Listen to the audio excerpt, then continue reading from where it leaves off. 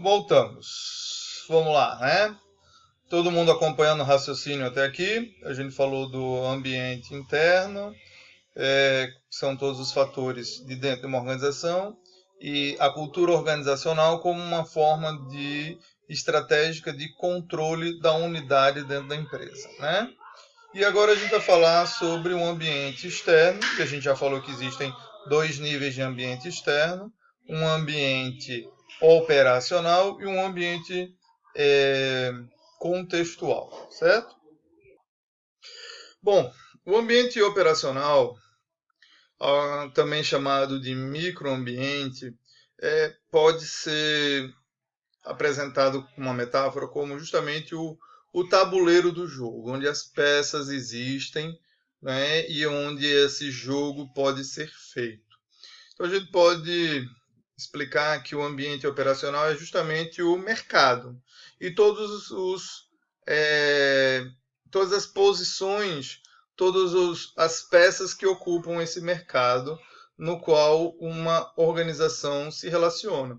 Então, por exemplo, uma empresa que produz alimentos, para ela produzir esses alimentos, ela precisa de insumos, ou seja, de matéria-prima. Esses insumos são os fornecedores. Então, esses fornecedores eles podem ser escolhidos pela qualidade, pela distância, pela negociação, buscando sempre uma melhor forma de ter os insumos necessários para a produção. A mesma coisa são instituições financeiras, porque hoje organizações precisam dessa colaboração, né, de financiamento, de empréstimo e tudo mais. Então, eles podem ajudar ou atrapalhar a possibilidade da organização ter a capacidade de fazer investimentos, né?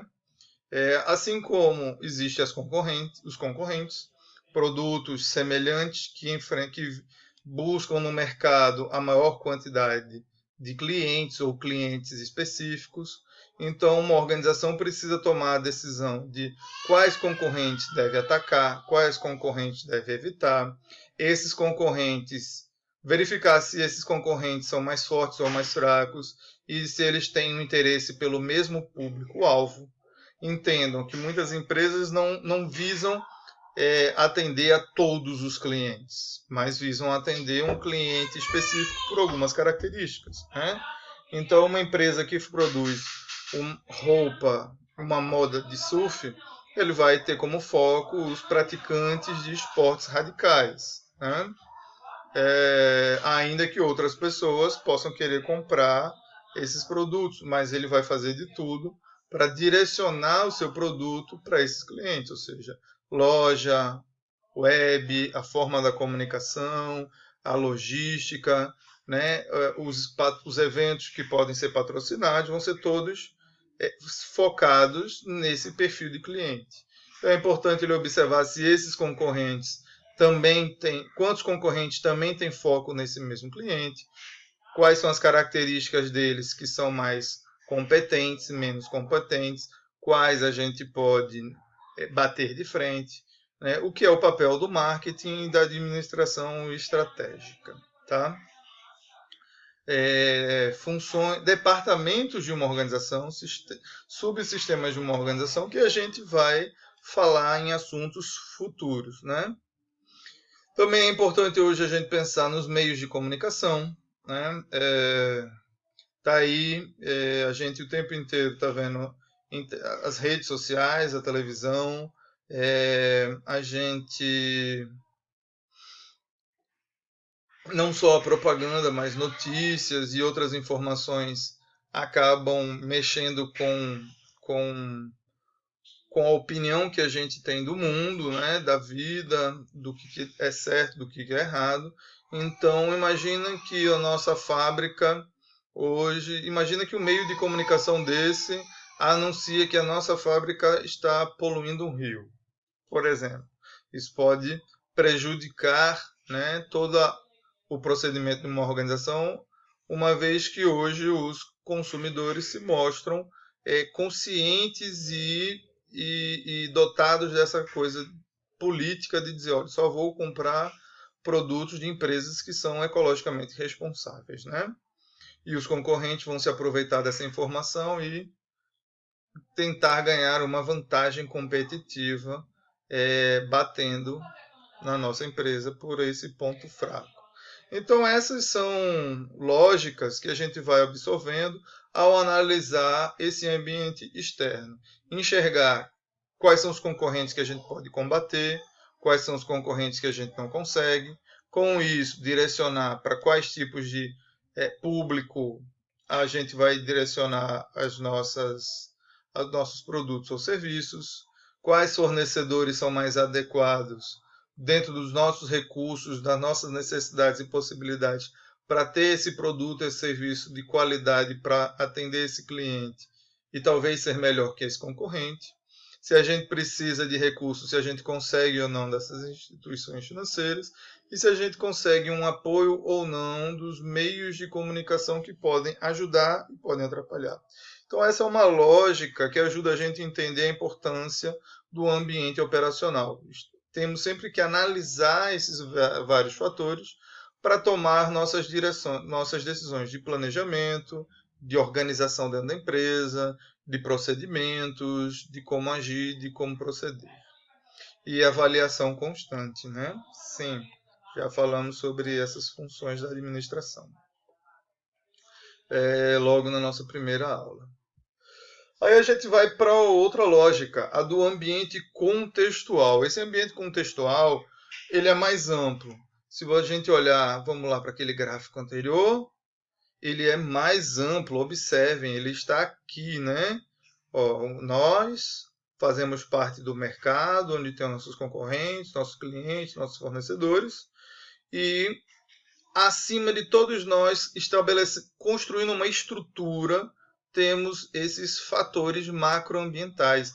Eles interferem em todo o mercado. Então, por exemplo, hoje estamos todos vivendo uma ameaça que é essa pandemia, essa doença, o mercado, a economia está parada. Né?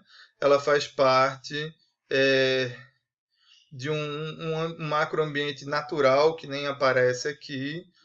A gente fala pouco disso, mas é um macroambiente natural. Né?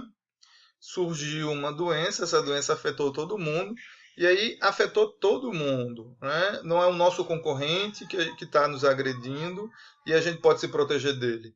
É algo muito mais forte que tem agredido a nossa empresa e a empresa concorrente. Às vezes as estratégias são muito mais de, nesse caso, parceria para tentar proteger o mercado para que depois a gente volte a competir. Né? Outros fatores também devem ser levantados. Então, imagina fatores tecnológicos. Avanço de novas tecnologias que podem fazer com que o nosso produto fique obsoleto, caia em desuso. Ou fatores tecnológicos que criem novas práticas que podem fazer com que todo o mercado tenha que mudar a linha de produção, tenha que se informatizar, tenha que se atualizar para reduzir custos, né? Questões demográficas, mercado, tamanho de mercado mesmo, né? Se certas regiões têm mais pessoas, ou se certas regiões, por exemplo, a China hoje é um país que tem a maior quantidade de pessoas que ficam ricas por dia em relação ao resto do mundo. Então, é um país extremamente populoso e que as pessoas estão ganhando mais dinheiro. Então, a China exporta muito, mas os chineses eles estão sendo bombardeados pela cultura global e à medida que passam a ter dinheiro, muitos não querem mais ser tão tradicionais chineses, eles querem fazer parte do mundo, eles querem se globalizar e com isso esse fator demográfico lá, junto com um fator sociocultural e econômico, tudo meio misturado, tem contribuído para que mercados do mundo inteiro olhem e queiram exportar produtos para a China. Inclusive aqui no Brasil, alguns produtores de vinho têm procurado exportar para a China. Por quê? Os ricos, muito ricos, os chineses não têm o hábito de consumo de vinho, mas estão aprendendo por quê? Porque eles têm essa influência da cultura europeia e que é chique e sofisticado tomar vinho. Então, os mais ricos, os que estão ficando mais ricos, compram e importam os vinhos europeus, italianos, franceses e por aí vai. Mas a classe média que acaba imitando os ricos tem comprado vinhos mais baratos. E isso tem sido oportuno para vinhos brasileiros, para vinhos argentinos, para vinhos chilenos, né? E por aí vai. Então, observem como esses fatores acabam. Né? A gente falou, por exemplo, de questões político-legais. Então, quando os Estados Unidos começam a sancionar leis aumentando os impostos para importação e exportação, isso afeta todo mundo. Né? Ou aqui no Brasil mesmo, o mercado de combustível. Mercado de combustível. A gente hoje tem os carros flex, mas a gente tem um álcool que não é tão barato, embora o nosso país seja um grande produtor de cana-de-açúcar. Mas o que acontece é que outros países pagam mais caro para importarem o nosso açúcar, o açúcar. Então, o pessoal das usinas prefere produzir açúcar e exportar do que produzir álcool, combustível e vender para o mercado interno. Por isso que a gente tem um combustível. Então, esses fatores acabam influenciando a tomada de decisão, que acaba modificando o mercado, certo? Nesse sentido, acaba sendo necessário para as organizações saberem analisar essas tendências, o que pode acontecer, o que está acontecendo hoje, o que é que pode acontecer daqui a 6 meses, daqui a 1 ano, dentro desses fatores, indicando prognósticos, ou seja, o que vai acontecer com o mercado, o que vai acontecer com a gente e com os nossos concorrentes, né? Que atitudes podemos tomar. Então a gente observa que no mundo hoje há também essa política do wellness, né? Da qualidade de vida, né? E isso tem afetado o mercado, tem criado novos mercados, pessoas estão buscando o mercado da saúde, da beleza, então isso modifica ou cria oportunidades para a indústria alimentícia, para a indústria estética, mas para a indústria do esporte e do lazer. Novos esportes de lazer estão surgindo. Você vê os tiozões aí andando de skate aí na beira da praia, né? Quando skate era uma coisa só de adolescente, né?